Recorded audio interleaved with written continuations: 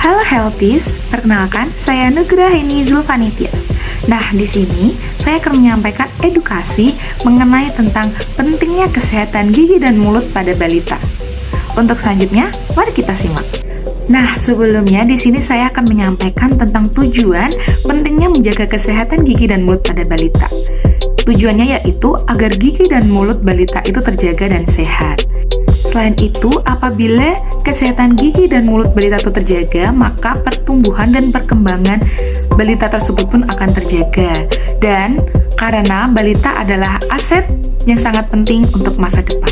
Baiklah, untuk itu kita beritahu pokok pembahasan yang akan kita bahas, yaitu yang pertama adalah proses pertumbuhan gigi susu dan gejalanya, kemudian faktor yang mempengaruhi pertumbuhan gigi susu, kemudian masalah kesehatan gigi dan mulut yang umum terjadi pada balita, kemudian upaya untuk menjaga kesehatan gigi dan susu pada balita, kemudian langkah-langkah menggosok gigi yang benar.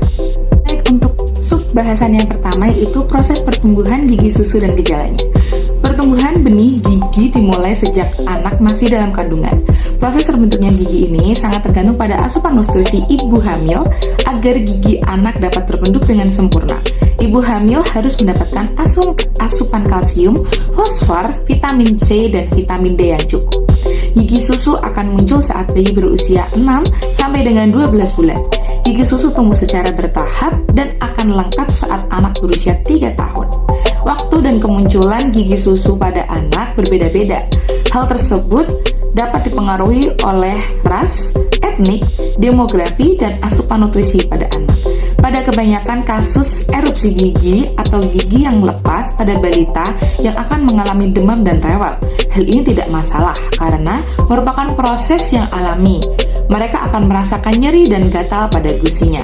Kemudian pokok bab selanjutnya yaitu ada faktor yang mempengaruhi pertumbuhan gigi susu. Untuk yang pertama faktornya yaitu kelainan genetik, kemudian yang kedua ada nutrisi, pengaruh gizi pada tumbuhnya gigi susu, kemudian yang ketiga ada jenis kelamin, yang keempat ada pengaruh kelahiran prematur. Kemudian yang selanjutnya masih dengan faktor yang mempengaruhi pertumbuhan gigi susu. Yang kelima ada tingkat sosial ekonomi. Kemudian yang keenam ada faktor hormonal. Yang ketujuh ada tinggi dan berat badan. Kemudian yang kedelapan ada penyakit kronis. Selanjutnya yaitu adalah masalah kesehatan gigi dan mulut yang umum terjadi pada balita. Dan masalah kesehatan gigi dan mulut pada balita yang umum yaitu pertama adalah karies gigi atau lubang gigi.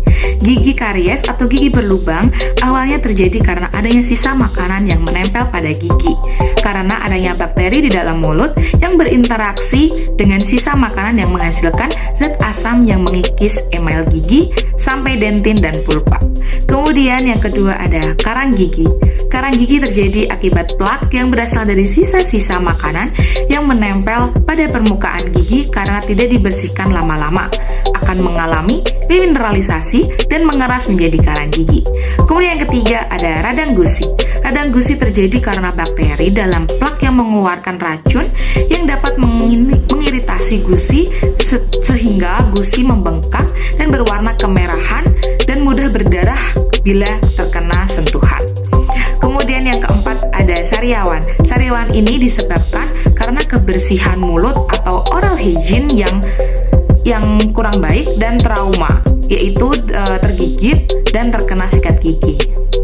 Nah, bab selanjutnya nih, upaya menjaga kesehatan gigi dan mulut pada balita. Mari kita simak.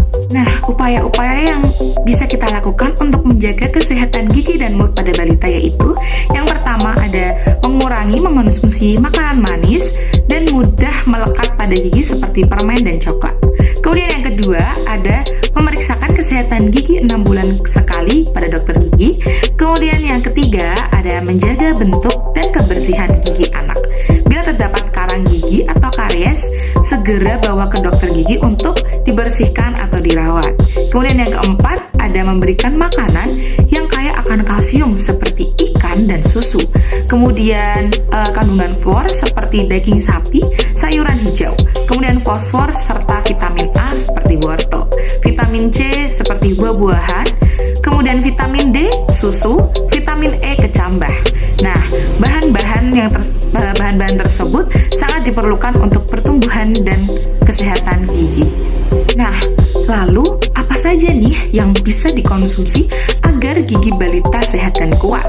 Nah, yang pertama adalah makanan yang mengandung vitamin C, seperti buah-buahan, kemudian makanan dan minuman yang mengandung kalsium, seperti susu, kemudian makanan yang mengandung protein, zat besi, dan B12.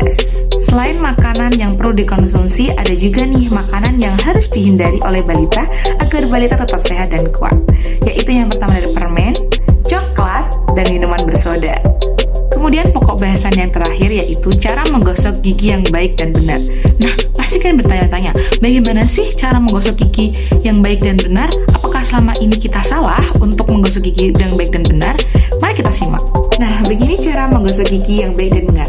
Untuk yang pertama yaitu tuangkan seukuran kecil pasta gigi di permukaan sikat gigi, tidak perlu berkumur dan gunakan air ludah untuk membasahi mulut saat menyikat gigi.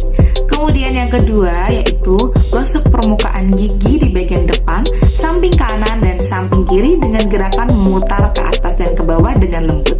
Kemudian yang ketiga ada gosok permukaan mahkota atau bagian untuk menggigit dan mengunyah dengan lembut dan pelan.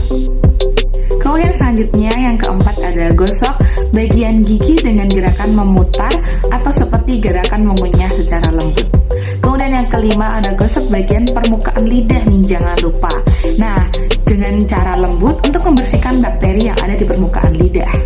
Kemudian yang keenam, berkumurlah dengan secukupnya untuk membantu membersihkan gigi dan mulut. Lalu cucilah sikat gigi sehingga sikat gigi bersih kembali.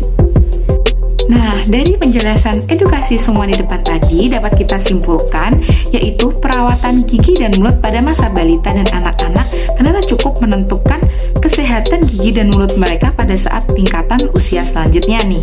Beberapa penyakit gigi dan mulut bisa mereka alami bila perawatan tidak dilakukan dengan baik. Di antaranya karies gigi atau lubang gigi pada permukaan gigi, kemudian gingivitis atau radang gusi, dan sariawan. Nah, perawatan gigi dan pencegahan gigi yang berlubang perlu dilakukan, tentunya dengan bimbingan orang tua dan orang-orang yang merawat si anak tersebut. Demikian yang dapat saya sampaikan. Edukasi semoga bermanfaat. Apabila ada salah kata mohon dimaafkan. Gigi sehat menghasilkan senyum yang indah. Terima kasih. Wassalamualaikum warahmatullahi wabarakatuh.